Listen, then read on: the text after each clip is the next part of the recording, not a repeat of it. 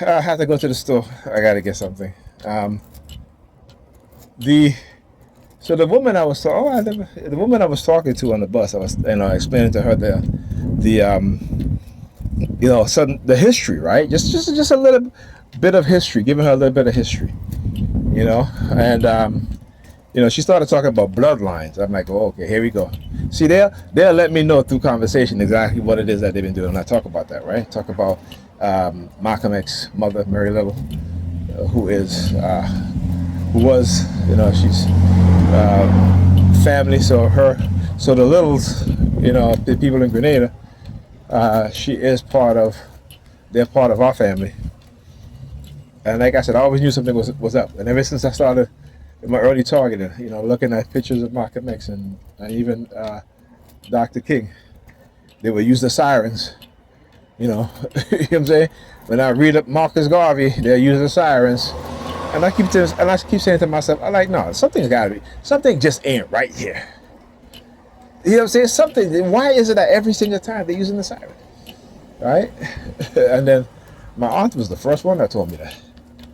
My aunt was the first one that said to me, that Malcolm X, his family, is relatives of ours. Right? Now, who would have thought that, right? And I said to myself, oh, that's why they're doing what it is that they're doing. That is why they targeted my older brother first. He had brilliance. My eldest brother, but my brother before me and my twin was born, he was brilliant. He was a math genius. Went to college, and we don't know what happened to him. He spent 7 years in college to get a degree, but he came back, and at the time we didn't quite understand, but I understand now that he was brainwashed. He was manipulated. Right? He was manipulated. He would be in the house all day. Wouldn't look for work. I was working at the time. I started working when I was like in my teens. During the summer job program. That's why I keep saying that the summer job program is such an intricate part in my summer. Working the summer so that way I have money for school, clothes and shoes, what have you. So that summer job program. And here's the thing: if New York City would have continued to expand the summer job program for teens, you would solve a lot of the summer, issues with teens, right? You know what I'm saying? Because during the summer, teens, we wild out, right? We used to wild out in the summer. So that was a big part of, taking some of that financial burden off our parents, right? But as with anything, they defunded those programs. Right, so they know exactly what it is that they're doing, but they lie to us about, when they talk about teen violence, heavy. Well, if you take away the resources to help teenagers earn money like the summer school program, the summer job program, what do you think is going to happen? All right, just coming up from the store, they they started staring at my crotch. I started staring back at their crotches. A bunch of crotch watches, right? Staring at a man's crotch, other men staring at a man's crotch. How do you like that shit? What kind of shit is that? Right? What kind of shit is that, man? The fallacy and the lies is what's going to destroy them. Right? And because the truth is their enemy, that is why they are trying to destroy those of us who speak the truth. Right? That is why they are trying to destroy black people, because they don't understand that we are the truth. We are the evidence that shows that their lies. Right? That we are the evidence that can dispel their lies. It's just that we have to learn the truth. And once we learn the truth as a people, Okay, and it's going to be hard because let me tell you something. When they start attacking us because we know the truth, understand this because they understand that we now know the truth. That's why they are heavily vested in keeping us ignorant and hiding things from us. All right. Now they're lucky I've been so caught up in this in exposing them that I really haven't taken the time to do one of my videos. But I'm sure they'll do some shit that's going to inspire me. And again, what have you been seeing a lot of these Jewish Hasidic Jews they have out tonight targeting me for the past couple of nights actually. They have been out here targeting me. Let me tell you something. Don't let it be their holidays and I'm walking and they ask me to come and turn on their lights for them. That's not gonna happen. Okay. How you doing? Do you have a minute? Not really. Okay, what happened? We have a Jewish holiday. We need some help inside. We need to. We just can't. We're not allowed to do a certain electricity. Yeah, but I'm not comfortable with that. Okay. All right. Yeah, I will help you otherwise, but I'm not comfortable doing that. Thank you. All right.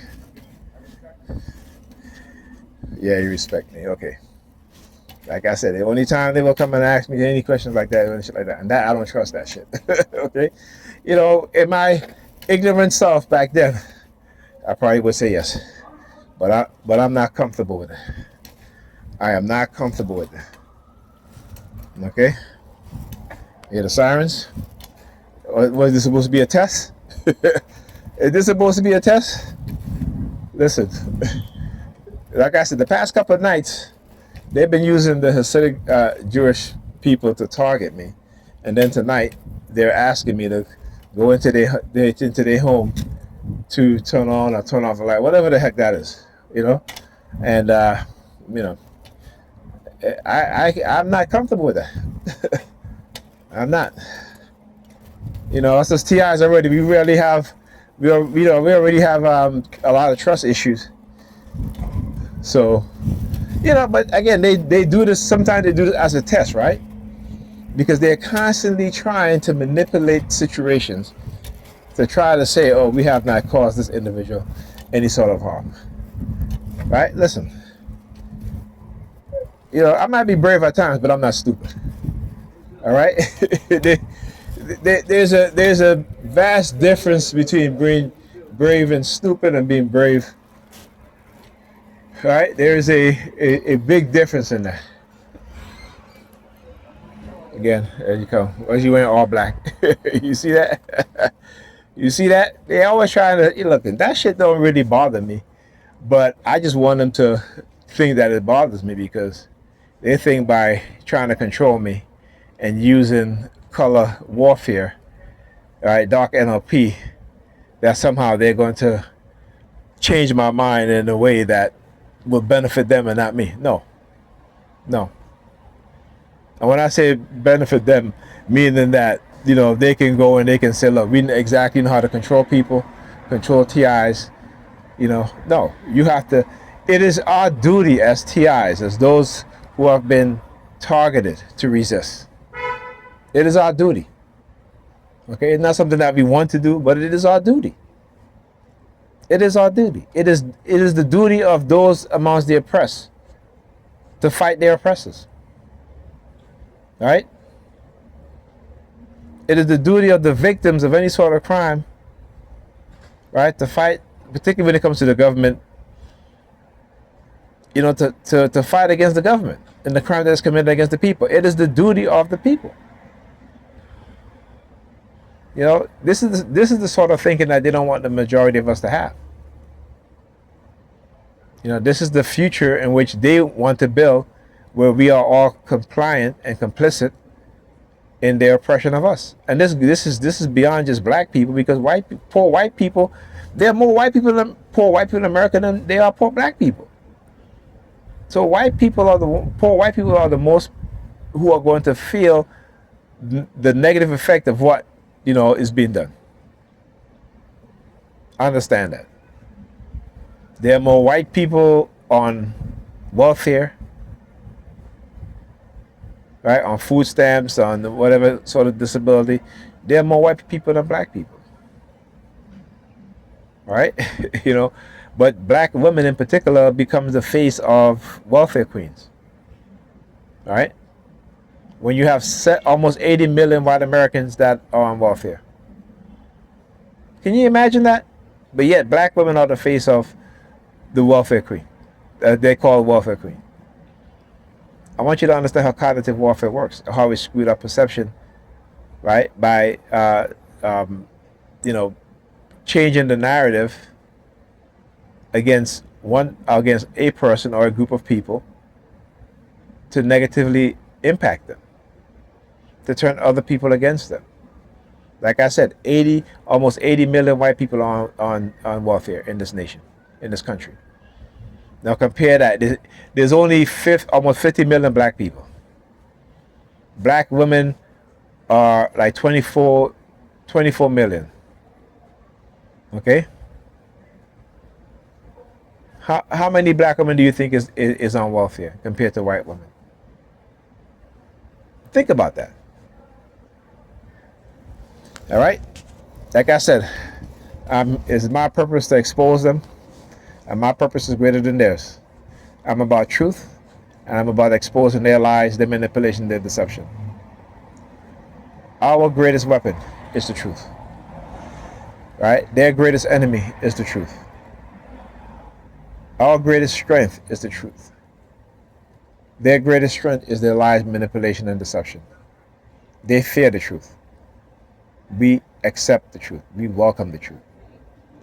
Talk to you guys in the next video.